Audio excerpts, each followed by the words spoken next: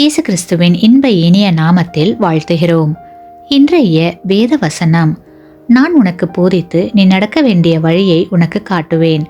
உன்மேல் என் கண்ணை வைத்து உனக்கு ஆலோசனை சொல்லுவேன். சங்கீதம் 32:8. Today's Bible verse: I will instruct you and teach you in the way you should go. I will guide you with my eye. Psalms 32:8. ஒரு மண்டபத்தில் ஒரு விழா நடந்தது.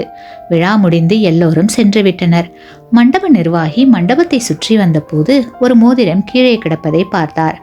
அதை கையில் எடுத்துக்கொண்டு, இது யாருடையதுன்னு தெரியலையே என்று அங்கிருந்த வேலைக்காரரிடம் சொல்லிக் கொண்டிருந்த போதே தொலைபேசி மணி அடித்தது. தொலைபேசியை எடுத்தார். ஒரு பெண்ணின் குரல் கேட்டது. கல்யாண மண்டபமா? நான் என் மோதிரத்தை தொலைச்சிட்டேன், கிடைச்சா கொடுத்து அனுப்புங்க என்று கடகடவென்று பேசினார். அம்மா, உங்கள் மோதிரம் மண்டபத்தில் கிடந்தது, வந்து வாங்கிக் கொள்ளுங்கள் என்று பதில் சொன்னார் நிர்வாகி. ஆனால் அம்மா என்று அவர் துவங்கும் முன்பே அந்த பெண் தன் தொலைபேசியை வைத்துவிட்டார். எனக்கு அன்பான தேவ பிள்ளைகளே, நம்மிடமும் இதுதான் பிரச்சனை. நான் இதை செய்யலாமா என்று கேட்போம்.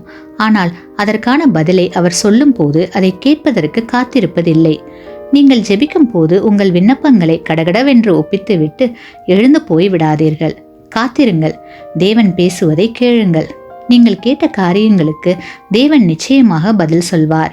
அவர் என்ன பேசுகிறார் என்பதை கவனித்து கேளுங்கள். நாம் தேவனிடம் ஆலோசனை கேட்டால் அவர் நிச்சயம் பதில் தருவார். ஏனெனில் நமக்கு ஆலோசனை சொல்வதாக தேவன் வாக்கு பண்ணியிருக்கிறார்.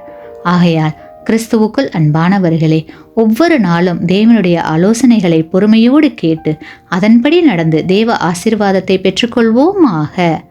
ஆமேன். நீங்கள் பெற்ற இந்த ஆசீர்வாதத்தை மற்றவர்களோடு பகிர்ந்து கொள்ளுங்கள்.